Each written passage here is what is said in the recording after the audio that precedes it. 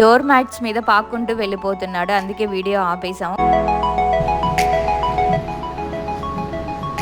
బాగుంది కదా డిజైన్ ఇది. మన సైడ్ దొరికే ఎండు చేపలు తెలుసులే కానీ ఇన్ని వెరైటీలు నేనెక్కడా చూడలేదండి బాబు. కుందేళ్ళను కూడా తింటున్నారండి. కుందేళ్ళని కూడా వదిలిపెట్టట్లా. ఎంత క్యూట్గా ఉందో.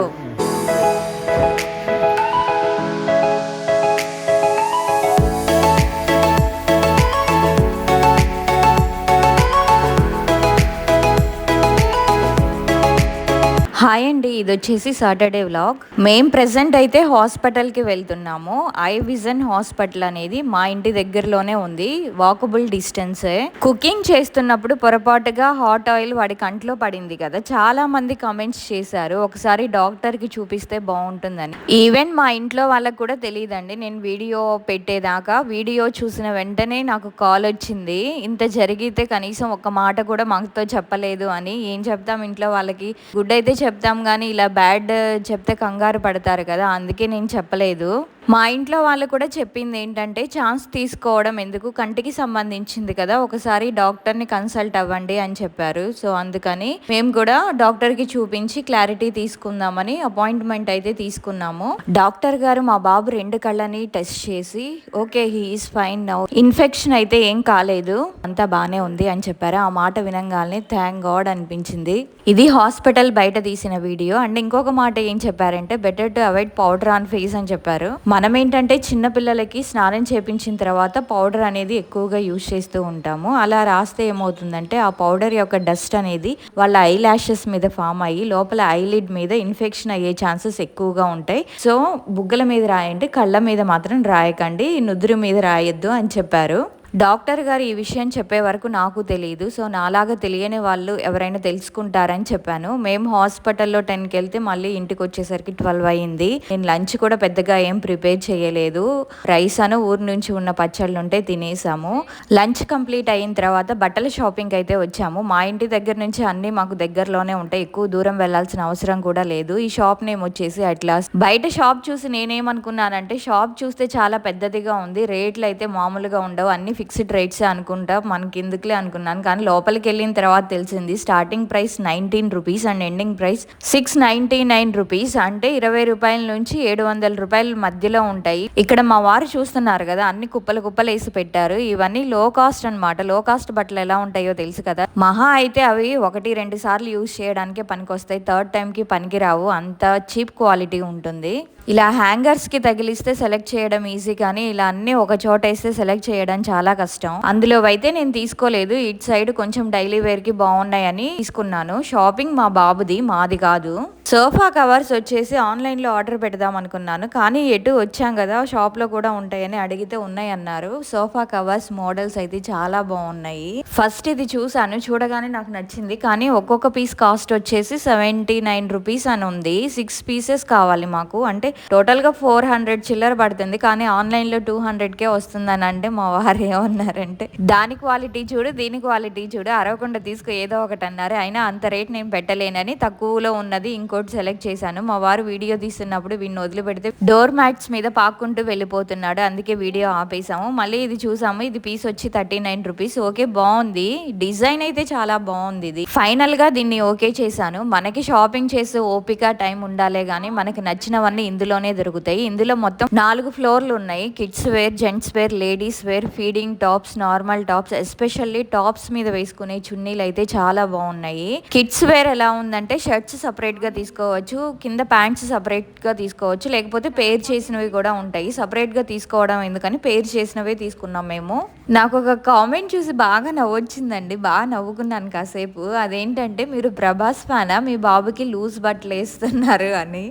ఫస్ట్ థింగ్ ఏంటంటే అసలు అవి నేను కొన్నవే కాదు, ఎవరో ఒకళ్ళు తీసుకొస్తూ ఉంటారు బాబుకి బట్టలు. తీసుకొస్తే చాలా చిన్న సైజ్ అయినా తీసుకొస్తారు, లేకపోతే చాలా లూజ్గా అయినా తీసుకొస్తారు. చిన్న సైజ్ బట్టలు చాలా ఉన్నాయండి కొత్తవి, అసలు వెయ్యను కూడా వెయ్యలేదు, అలాగే ఉంచేసా. ఒక పెద్ద సైజు ఎందుకులే ఇంకా దాచిపెట్టడం ఎందుకని వేసేస్తున్నాను.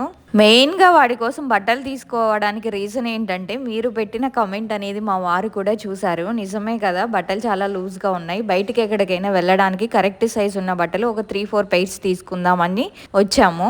ఇవే కుర్తీస్ మీద మనం మ్యాచింగ్ చేసుకునే చున్నీలు చాలా స్టైలిష్‌గా పార్టీ వేర్‌గా ఉన్నాయి. ఇవి స్టార్టింగ్ ప్రైస్ 149-199 వరకు ఉన్నాయి. వీటి కింద వచ్చేసి తక్కువ కాస్ట్ ఉన్నవి. వీటిలో single colour and 2 colour combination చున్నీలు ఉన్నాయి.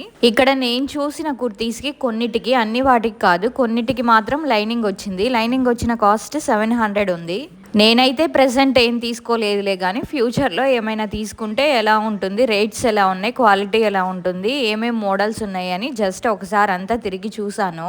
దీనికి మా వారు సెటైర్ ఏంటంటే, ఆఫీస్కి ఒక రోజు లీవ్ పెట్టి తీసుకొస్తాలే, అప్పుడు తిరిగ్గా చూద్దు ఏమేమి ఉన్నాయా అని. ప్రెజెంట్ ఇప్పుడైతే వద్దు రా, బిల్ వేయించుకుందాం అని తీసుకెళ్లారు.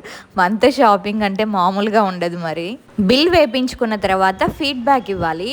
అంటే మనం షాపింగ్ స్టార్ట్ చేసిన దగ్గర నుంచి మన షాపింగ్ ఎండ్ అయ్యేంత వరకు మనతో పాటు ఒక పర్సన్ వచ్చి తిరిగి అంతా చూపిస్తూ ఉంటారు. వాళ్ళు ఎలా ఉన్నారు అండ్ షాప్లో బట్టలు ఎలా అనిపించినాయి, దీని గురించి ఫీడ్బ్యాక్. ఎటు వచ్చాం కదా, నేను ఫిష్ మార్కెట్ చూడలేదు ఇంతవరకు అని నేను వస్తానంటే ఫిష్ మార్కెట్కి తీసుకొచ్చారు.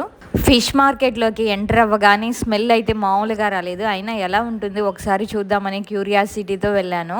సముద్రంలో పట్టే చేపలు కదా, చాలా రకాలు ఉన్నాయి. వీటి పేర్లు కూడా నాకు తెలియవు. వీటి పక్కనే నల్లగా ఉన్నాయి చూసారా, అవి రివర్ ఫిషెస్. మన సైడ్ రివర్ ఫిషెస్ కాస్ట్ తక్కువ, ఇక్కడ 600-500 మధ్యలో ఉంటుంది. ఇక్కడ దొరకవు కాబట్టి కాస్ట్ ఎక్కువ. అండ్ ఇంకొక థింగ్ ఏంటంటే, సీ ఫుడ్ అనేది ఓన్లీ మండే టు సాటర్డేనే ఉంటుంది, సండే ఉండదు. సో అందరూ సాటర్డేనే వెళ్ళి తెచ్చుకుంటారు, ఎందుకంటే సండే ఉండదు కాబట్టి. Sunday only chicken, mutton. ఇంతవరకు ఇక్కడికి వచ్చిన తర్వాత మటన్ ఎక్కడ ఉంటుందో తెలియదు, అసలు ట్రై చేయలేదు కూడా. ఇక్కడ వీడియోలో చూపిస్తున్నారు కదా, ఇది బటర్ఫ్లై ఫిష్ అంట. ఇంకా వీడియో తీస్తున్నామని మలయాళంలో అన్ని చేపల పేర్లు చాలా ఓపిక్గా చెప్పి చూపించారు, కానీ పేర్లు అయితే నాకు గుర్తులేవు. ఇక్కడ మేము వచ్చేసి రొయ్యలను పచ్చినత్తాలు తీసుకున్నాము, వాళ్ళనే క్లీన్ చేసి ఇవ్వమన్నాను. ఇక్కడ ఏంటంటే పెద్ద పెద్ద చేపల్ని క్లీన్ చేస్తారు కానీ చిన్న చేపలు లైక్ నత్తాళ్ళు అనేవి క్లీన్ చేయరు, మనమే క్లీన్ చేసుకోవాలి. నాకు రాదని చెప్తే వాళ్ళు క్లీన్ చేసి ఇచ్చారు. ఇంకా పీతలు అడిగాము ఉంటాయేమోనని, అవి నిన్న వచ్చినాయి అంట, ఈ రోజు లేవు, మళ్ళీ మండే వస్తాయని చెప్పారు. పీతలు ఏంటంటే తమిళనాడులో ఉన్నప్పుడు మా ఇంటి పక్క పీతల పులుసు వేసి ఇచ్చింది, అస్సలు తినలేదు ఫస్ట్ స్టార్టింగ్లో. జస్ట్ మా వారు ఒకసారి ట్రై చేయమన్నారు అంతే. తిన్నాను, చాలా బాగా అనిపించింది నాకు. అప్పటి నుంచి పీతలు ఎప్పుడు దొరుకుతాయా, ఎప్పుడు పులుసు పెట్టుకుందామా అని చూస్తూ ఉంటాను. చాలా బాగుంటుంది టేస్ట్ అయితే. ఇవి వచ్చేసి ఎండు చేపలు. మన సైడ్ దొరికే ఎండు చేపలు తెలుసులే కానీ ఇన్ని వెరైటీలు నేనెక్కడా చూడలేదండి బాబు. నేను నోరు తెరుచుకొని చూస్తూనే ఉన్నాను. నా పక్కన వచ్చింది 1/2 కిలో ఎండు చేపలు తీసుకొని వెళ్ళిపోయింది. అసలు ఇవి ఎలా ప్రిపేర్ చేస్తారో ఎలా తింటారో కూడా తెలియట్లా. అది అయిపోయిన తర్వాత దాని పక్కనే చికెన్ షాప్ ఉంది. కుందేళ్లను కూడా తింటున్నారండి, కుందేళ్ళని కూడా వదిలిపెట్టట్లా, ఎంత క్యూట్గా ఉందో. మేము ఇక్కడ బాయిలర్ కోడి ఒకటి చెప్పి క్లీన్ చేసి పెట్టి ఉంచమని చెప్పాము. ఈలోపు కూరగాయలు తీసుకుందామని వచ్చాము. మేము వచ్చేలోపే వైట్ ర్యాబిట్ లేదు, అప్పటికే అయిపోయింది, ఎవరో తీసుకొని వెళ్ళిపోయారు. అన్ని కూరగాయలు ఉంటాయండి సేమ్ మనలాగే, కాకపోతే వెరైటీ ఏంటంటే ఇక్కడ పండరటికాయలు, పచ్చరటికాయలు కనిపిస్తున్నాయి కదా, అవి తినేవి కాదు, పండరటికాయలు బజ్జీలు వేసుకుంటారంట. ఇది దూరం నుంచి చూసి నేను దోసకాయ ఏంటి ఇంత చిన్నదిగా ఉంది అనుకున్నాను, దగ్గరికి వెళ్ళాక తెలిసింది అది నిమ్మకాయ అని. నిమ్మకాయ చూసారా ఎంత పెద్ద సైజులో ఉందో.